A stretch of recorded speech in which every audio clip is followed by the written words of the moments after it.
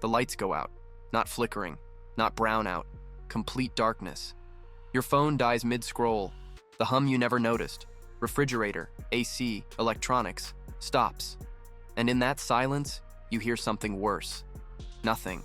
No sirens, no backup generators kicking in, no reassuring government broadcast, just dark and cold, and the creeping realization that nobody's coming to fix this. You think there's a plan. You think authorities have protocols. You're right, but here's what they don't tell you. Those protocols don't include you.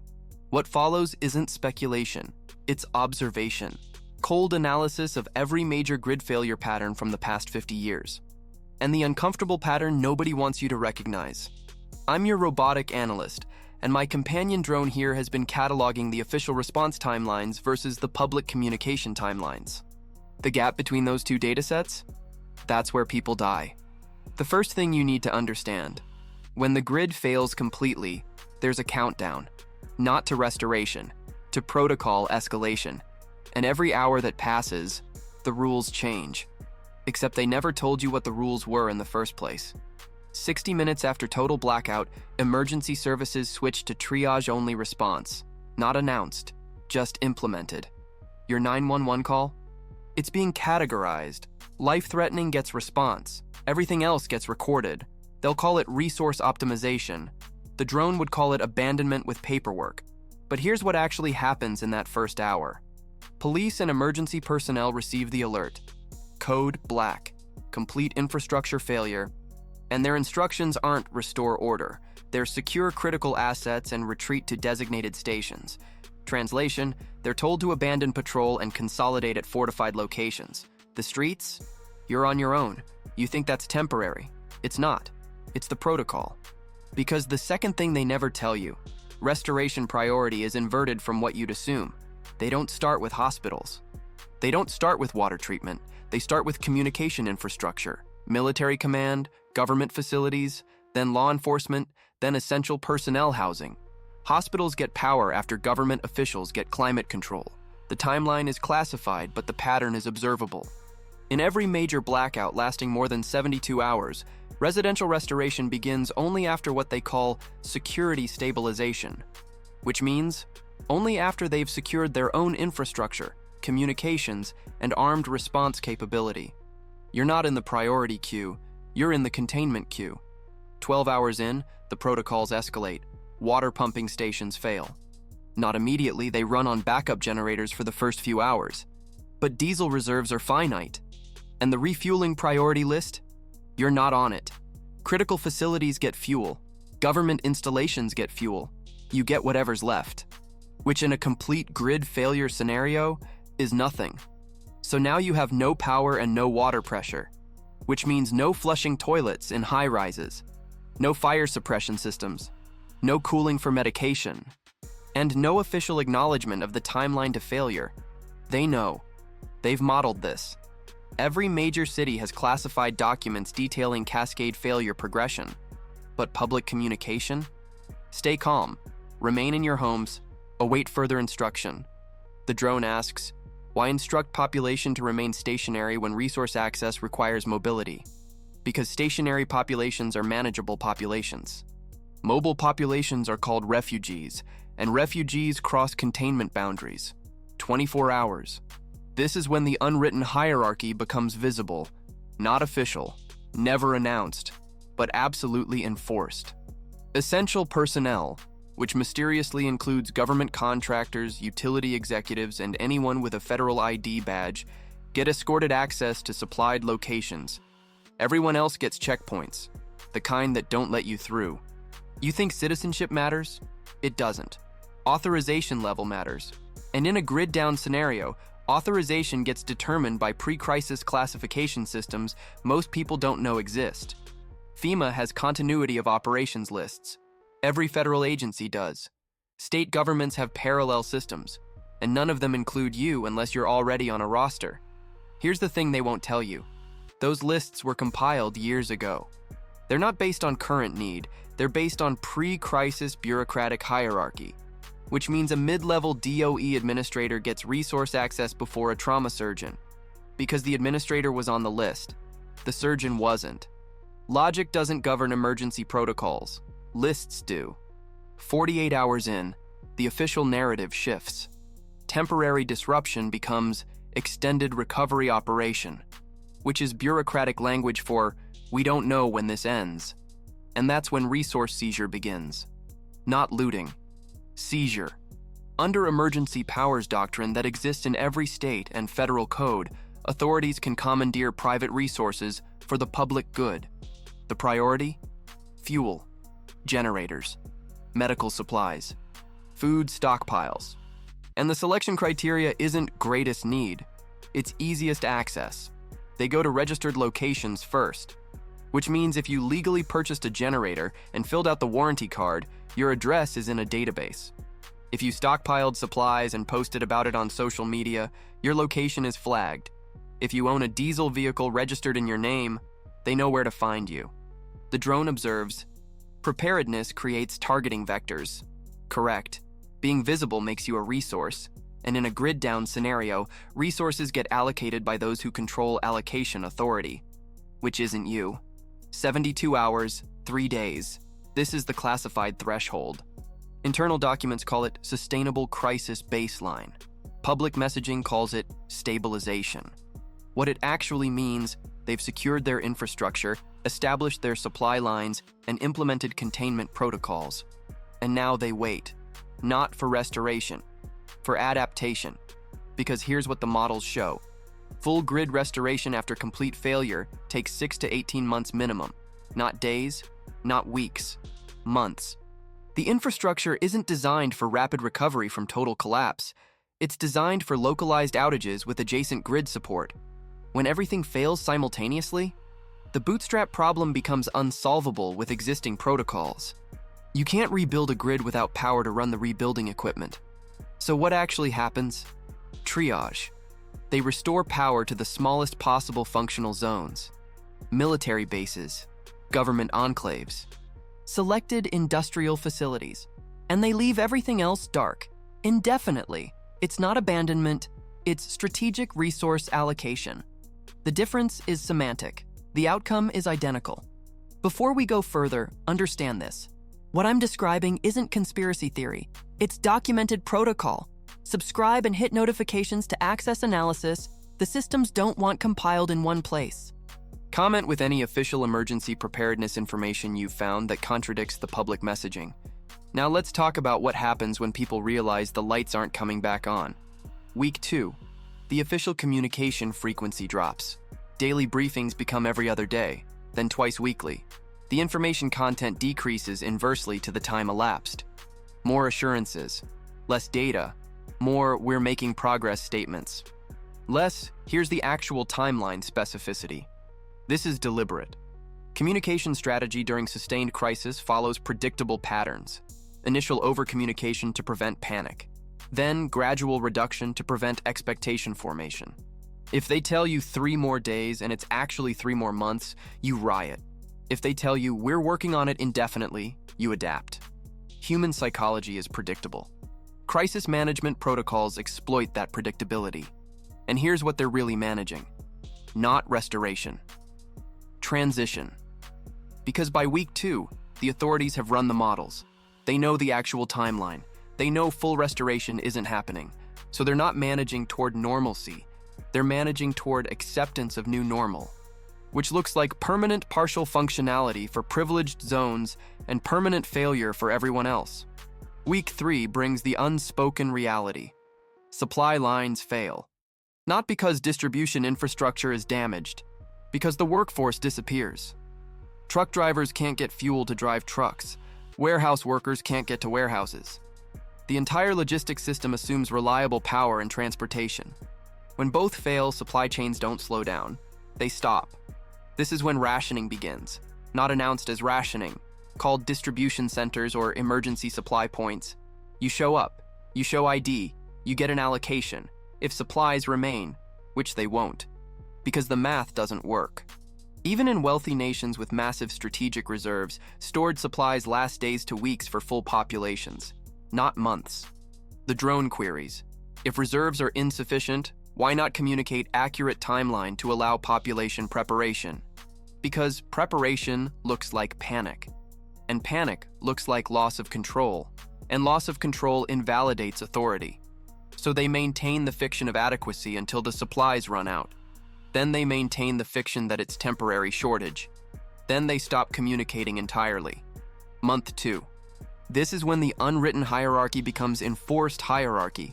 Checkpoints become permanent installations. Travel between zones requires authorization, which requires being on a list, which requires pre-crisis classification status. The system isn't creating new access pathways, it's restricting movement to existing authorized channels. And here's the pattern nobody discusses. Authorized personnel aren't selected for competence. They're selected for compliance. The lists were compiled by bureaucracies. Bureaucracies value hierarchy maintenance over capability. So the people who get access to supplied zones aren't necessarily the people who can solve problems. They're the people who followed procedures, who filed paperwork, who existed within the system. The result? Supplied zones have electricity, water, and food. They also have administrators, compliance officers, and credential verifiers. They have very few electricians, mechanics, or engineers. Because those people weren't on the lists, the system optimized for control, not recovery. You want uncomfortable truth? Here it is. Sustained grid failure doesn't fail because of technical inability to restore power. It fails because the administrative overhead of managing the crisis consumes resources faster than restoration operations can proceed. They're spending diesel fuel running checkpoints instead of repair vehicles. They're allocating food to compliance monitors instead of line workers. The system isn't failing. It's succeeding at its actual priority, maintaining hierarchical control. Month 3 brings the terminology shift. Emergency operation becomes interim governance structure, which is fascinating language. Because interim implies temporary, but governance structure implies permanence. They're telling you it's both temporary and permanent, which means it's permanent. They're just not ready to say it yet. This is when localized authority structures emerge. Not officially, just functionally. Whoever controls resources controls decisions. And in a grid-down scenario, resources mean generators, fuel, water access, and supply distribution points. Official authority without resources becomes advisory. Functional authority with resources becomes absolute. The official government maintains theoretical authority, but theoretical authority doesn't flush toilets or charge medical equipment. So people defer to whoever solves immediate problems, which creates parallel governance, official and functional. And increasingly, those two systems have opposing interests. Month 6, half a year dark. The official narrative has completely transformed. Initial messaging, temporary disruption, restoration in progress. Current messaging, transitional infrastructure development, long-term sustainability planning. They stopped promising restoration. They started promising adaptation. And here's what that means. They're not fixing the grid. They're building a smaller grid for authorized zones, for priority infrastructure, for the people on the lists. Everyone else gets told to develop community resilience and explore renewable alternatives, which is bureaucratic language for you're on your own. The drone observes, resource allocation follows pre-existing hierarchy rather than need severity. Correct. Because the system isn't designed to solve problems efficiently. It's designed to maintain structural relationships. And maintaining structural relationships means those who had power before the crisis retain power during the crisis. Everyone else transitions from citizens to dependents to irrelevant. You want to know the timeline to complete social breakdown? It's not immediate. It's gradual. Comfortable fiction to uncomfortable reality to abandoned pretense. And the entire progression takes about 8 months. Not because humans are inherently chaotic. Because systems are inherently brittle. The first month, people assume restoration. The second month, they question timeline. The third month, they recognize permanence. The fourth month, they adapt to new reality. The fifth month, official authority becomes optional. The sixth month, alternative structures solidify. The seventh month, official and functional governance systems openly conflict. The eighth month, the pretense ends. And here's what nobody tells you about that eighth month. The official system doesn't collapse. It just becomes irrelevant. Government facilities still have power. Officials still have meetings. Policies still get drafted, but none of it matters to anyone outside the powered zones. The system continues. It just governs a smaller and smaller territory. So what's the actual protocol when the grid goes dark permanently? Secure official infrastructure. Implement containment protocols. Manage information to prevent panic. Gradually reduce expectations. Transition to tiered access system. Maintain control of authorized zones. Abandon pretense of universal restoration. The protocol isn't rescue, it's triage. And most of the population isn't in the survival category. Now here's what they'll never admit.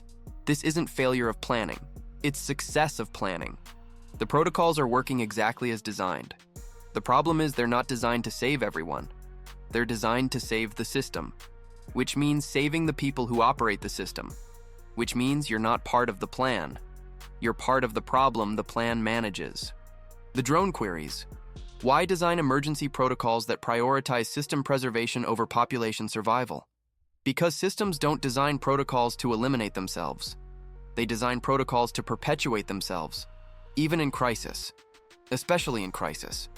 Crisis is when hierarchies solidify, when questions stop, when emergency authority becomes indefinite authority. You think you're prepared because you bought a generator. You're not prepared. You've got a resource seizure target. You think you're ready because you stockpiled food. You're not ready. You've got an asset they'll commandeer under emergency powers. You think citizenship protects you. It doesn't. Authorization level protects you, and you don't have authorization level. You have consumer purchases. There's a difference. Real preparation isn't accumulating resources. It's becoming resource irrelevant.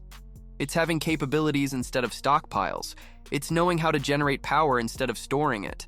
It's understanding water purification instead of hoarding bottles, because capabilities can't be seized, knowledge can't be requisitioned, skills don't show up in asset databases. The uncomfortable pattern is this. Every protocol, every list, every priority system is designed for a world where authority maintains legitimacy, where people believe the government will eventually fix things, where compliance seems rational because restoration seems inevitable. But in permanent grid failure, those assumptions fail. Authority without capability becomes irrelevant. Protocols without resources become suggestions. Lists without supplies become historical documents. The system isn't designed for permanent failure. It's designed for temporary crisis with assured restoration. When restoration doesn't happen, the system continues anyway. Because systems don't know how to stop. They just become increasingly divorced from reality. Issuing directives nobody follows. Maintaining checkpoints nobody respects. Enforcing authorization nobody acknowledges. And here's the final truth they'll never communicate. When the grid fails permanently, civilization doesn't end. It transforms. Official civilization, the one with permits and protocols and authorized access, becomes localized to powered zones. Everyone else builds alternative civilization, the kind without paperwork, the kind based on actual capability instead of credential, the kind that emerges when systems fail and humans don't. So when they tell you, stay calm, remain in place, await instruction, understand what they're actually saying. Stay manageable until we secure our infrastructure, then adapt to whatever tier of access your pre-crisis classification grants you. You're not awaiting rescue. You're awaiting categorization. The protocol exists. It's classified. But the pattern is observable. Every major sustained grid failure follows the same progression. Secure official assets. Manage population expectations. Implement tiered access. Abandon universal restoration pretense. The timeline varies. The sequence doesn't. You can't buy your way out of this. Authorization isn't for sale. It's for assignment. And assignments were made years ago by people who don't know you exist. Your name isn't on the list. It was never going to be on the list. The list isn't about survival. It's about hierarchy maintenance. And hierarchies maintain themselves by preserving their own structure. You're not part of the structure. You're part of the managed population. So what do you do when the grid goes dark and the protocols activate? You don't wait for authorization. You don't expect inclusion. You don't trust assurances. You become immediately resource independent. You develop capability networks outside official systems. You recognize that the cavalry isn't coming because the cavalry is securing the castle. And you're not in the castle. You never were. The conspiracy isn't that they have protocols. The conspiracy is that the protocols don't include you, and they never tell you that until it's too late to matter. They let you believe in universal rescue while implementing selective salvation.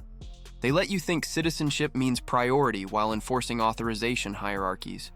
They let you assume the system serves everyone while designing it to preserve itself. Physics doesn't care about authorization levels. Thermodynamics doesn't check credentials. And when the grid fails permanently, reality reasserts priority over paperwork. The question isn't whether you're on the list. The question is whether you can function without the list, without the system, without the protocols that were never designed to save you in the first place.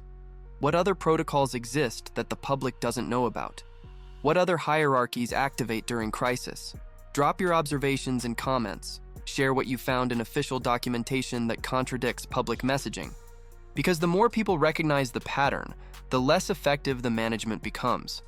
Systems maintain control through information asymmetry. When you know what they know, the hierarchy flattens. When you understand the protocols, you can operate outside them. When you recognize that you were never part of the plan, you can build different plans. Plans based on capability instead of credential. Reality instead of authorization. Physics instead of paperwork. The grid will fail. The protocols will activate. The hierarchy will assert itself. And you'll have a choice. Wait for inclusion that isn't coming, or build independence that doesn't require permission. One path requires authorization.